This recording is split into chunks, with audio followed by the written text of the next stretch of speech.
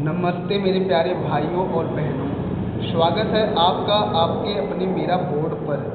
दोस्तों, आज का विषय शुरू करने से पहले मैं बस 2 लाइनें कहना चाहता हूँ। बेटी को मत समझो भार, ये तो है जीवन का आधार। पढ़ेगी बेटी तभी तो बढ़ेगा हमारा सारा संसार, हमारा सारा संसार। ठीक है ना। तो आज हम बात करने जा रहे हैं एक ऐसे मिशन की जिसने हमारे देश की सोच बदल दी। बेटी बचाओ बेटी पढ़ाओ। बोर्ड एग्जाम में यह निबंध अक्सर पूछा जाता है, लेकिन आज मैं आपको यह सिर्फ लिखना नहीं सिखाऊंगा, बल्कि यह महसूस कराऊंगा कि एक बेटी का पढ़ना क्यों जरूरी है। अगर आप चाहते हैं कि आपकी उत्तर पुस्तिका सबसे अलग दिखे और एग्जामिनर आपको पूरे अंक दे, तो इस वीडियो को अंत तक जरूर देखिएगा। चलिए आज की क्लास को शुरू करते हैं। तो भाई, आज की क्लास में आप लोगों को मैं इस निबंध को किस तरीके से लिखना है, ठीक है, ताकि हम लोगों को पूरे नंबर मिल सके, वो तरीका मैं आपको बताने वाला हूँ। और मैं बहुत ही आसान और सरल तरीके से लिखा हूँ इस निबंध को, ठीक है ना। इस नाते आप बहुत ही ध्यान से इसको सुनिएगा, आपको सुन करके मजा आ जाएगा और आपको ऐसे ही याद भी हो जाएगा, ठीक है ना। तो चलिए बिना देरी किए हुए क्लास को शुरू करते हैं। सबसे पहले इस निबंध को लिखने के लिए आप क्या करोगे? रूपरेखा तैयार करोगे। क्या करोगे भाई? रूपरेखा तैयार करोगे। रूपरेखा का मतलब ये हुआ कि इस निबंध को लिखने के लिए आप किस किस हेडिंग की बात करोगे, ठीक है, या किस किस मुद्दे पर बात करोगे। तो सबसे पहले हम लिखेंगे इसमें प्रस्तावना, फिर लिखेंगे नारी का गौरवशाली इतिहास, वर्तमान स्थिति और समस्याएं, सरकार की पहल और शिक्षा का महत्व, नारी सशक्तिकरण का अर्थ। बाद में लास्ट में लिखेंगे उपसंहार। कहने का मतलब ये हुआ कि हम इस निबंध को बेहतर आकर्षक, ठीक है, बनाने के लिए हम लोग इस निबंध में इतने सारे हेडिंगों पर बात करने वाले हैं, वो भी बहुत ही बेहतरीन ढंग से, ठीक है ना मेरे भाई। चलिए अब शुरू करते हैं आगे। सबसे पहले हम क्या लिखेंगे? प्रस्तावना। प्रस्तावना में लिखेंगे कि जिस घर में गूंजे बेटी की किलकारी, समझो उस घर में आई खुशियाँ भारी। मत समझो इसको बोझ, मत समझो इसको बोझ, ये तो है आधार। बेटी से ही चलता है, बेटी से ही चलता है यह सारा संसार, बेटी से ही चलता है।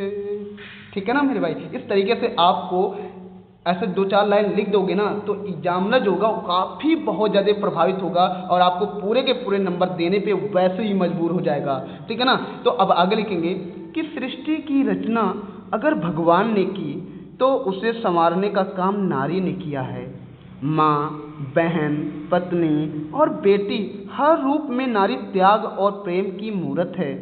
बेटी बचाओ बेटी पढ़ाओ केवल एक सरकारी नारा नहीं, बल्कि यह हमारे समाज की सोई हुई आत्मा को जगाने के लिए पुकार है, ठीक है ना। इस तरीके से आप लोग प्रस्तावना में लिखोगे। देखा ना कितना बेहतर और सटीक लाइनों को मैंने इसमें लिखा है, ऐसा आपको कहीं मिलेगा भी नहीं, है ना मेरे भाई, ठीक है। अब आगे चलते हैं।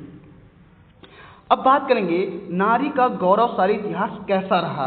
तो इसमें लिखेंगे इतिहास गवाह है कि जब जब देश को जरूरत पड़ी, बेटियों ने तलवार भी उठाई और कलम भी, ठीक है। झांसी की रानी का साहस हो या कल्पना चावला की उड़ान, सावित्री बाई फुले की शिक्षा की अलख हो या मिताली राज का खेल, बेटियों ने साबित किया है कि वो किसी से कम नहीं है, ठीक है। तो नारी का गौरवशाली इतिहास आप सब लोग जानते हो। हमने इसमें इस हेडिंग में हमने जिन जिन मुद्दों पे बात किया है, जिन जिन लोगों के बारे में मैंने बताया है, उन सारे के बारे में आप लोग बहुत अच्छे से तरीके से जाने हो। जैसे झांसी की रानी आप जानते हो ये कितना ज़्यादा साहसी थी, है ना। कल्पना चावला जो कि आप जानते हो कि ये अंतरिक्ष यात्री रह चुकी हैं। इसमें जो सावित्री बाई फुले हैं ये इन्हीं की वजह से आज जो भी लड़कियां अपने घरों से निकल करके शिक्षा की ओर बढ़ रही हैं, वो किसकी देन है? ये सावित्रीबाई फूले की देन है।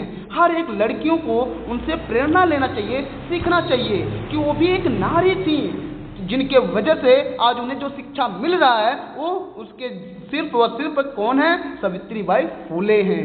ठीक है ना मेरे भाई? तो इस तरीके से नारी का गौरवशाली इतिहास आपने देख लिया। फिर अगला बात करेंगे, आज की समस्या हम कहाँ चूके हैं। आज की समस्या क्या है भाई?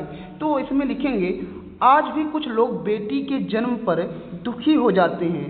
दहेज, असुरक्षा और लोग क्या कहेंगे वाली सोच ने बेटियों के पैरों में बेड़ियां डाल रखी हैं।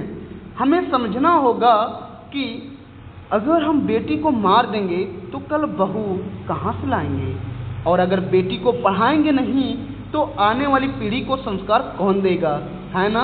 तो यहाँ हम लोग बहुत सारी गलतियाँ करते हैं, बहुत सारी विडंबनाएं हैं जो बेटियों को लेकर के अभी भी उनकी गलत मानसिकता है, गलत अवधारणा उन्होंने अपने दिमाग में बैठा रखी है ना मेरे भाई? तो ऐसे आपको कोई भी धारणा नहीं पानी चाहिए। आपको ये सोचना चाहिए कि भाई अगर हमारी बेटियां नहीं रही तो हमारे संस्कृत की सभ्यता और समाज को कौन आगे लेकर जाएगा, है ना? तो भाई सबको सोचना चाहिए, मिलकर सोचना चाहिए। फिर हम बात करेंगे, शिक्षा है सबसे बड़ा हथियार, नारी सशक्तिकरण। अब नारी सशक्तिकरण कैसे किया जाएगा इसके बारे में हम लोग देखेंगे। नारी सशक्तिकरण का मतलब उसे मजबूत बनाना नहीं, वह तो पहले से ही मजबूत है भाई, बल्कि उसे अपनी शक्ति को पहचानने का हक देना चाहिए। जैसे आजकल आप देखते होंगे कि ऐसे बहुत सारे घर हैं जहां महिलाओं को दबाया गया है, कुचला गया है, ठीक है ना, उन पर अत्याचार किए जा रहे हैं। आजकल देख भी रहे हो कि इतने सारे लड़कियों के मामले कितने ज़्यादा हम लोगों के सामने आते हैं। तो भाई देखो, लड़कियां कमज़ोर नहीं हैं, उन्हें कह करके कमज़ोर बना दिया गया है, दबा करके एकदम कमज़ोर कर दिया गया है। लेकिन अगर उनको शिक्षित किया जाए, सही से गाइडेंस किया जाए, तो उनके अंदर की जो शक्ति है उसे जागृत किया जा सकता है। और जब नारी जागृत हो जाएगी तो ऐसा जो अत्याचार हो रहा है उस पर हम लोग काबू पा सकते हैं। एक बेटा पढ़ता है तो सिर्फ एक व्यक्ति पढ़ता है, समझाया कि नहीं मेरे भाई? लेकिन जब एक बेटी पढ़ती है तो दो परिवार पढ़ते हैं। शिक्षा ही वो चाबी है जिससे एक बेटी अपने अधिकारों का ताला खोल सकती है ना?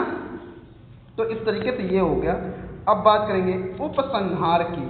उपसंहार में लिखेंगे, अब समय आ गया कि हम अपनी सोच को बदलें।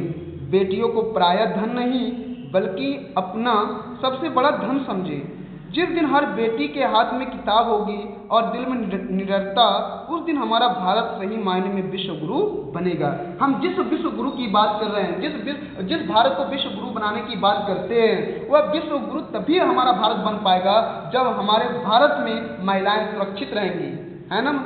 तो बेटा भाग्य से होता है पर बेटी सौभाग्य से, उड़ने दो उसे भी अपनी उम्मीदों के आकाश में, है ना? इस तरीके से आप लोग छोटी छोटी पंक्तियों को लिखते रहेंगे।